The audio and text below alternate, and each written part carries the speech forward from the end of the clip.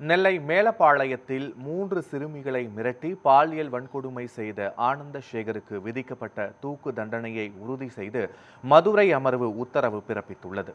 நெல்லை மாவட்டம் மேலப்பாளையம் அருகே 3 சிறுமிகளுக்கு எதிராக நடந்த பாலியல் வன்கொடுமை வழக்கில் குற்றவாளி ஆனந்த சேகருக்கு போக்சோ சிறப்பு நீதிமன்றம் விதித்த தூக்கு தண்டனையை விதித்து உத்தரவிட்டது. இந்த நிலையில் இந்த உத்தரவை உறுதி செய்ய கோரி தமிழக அரசு தரப்பில் உயர்நீதிமன்ற மதுரை அமர்வில் மனு தாக்கல் செய்யப்பட்டது.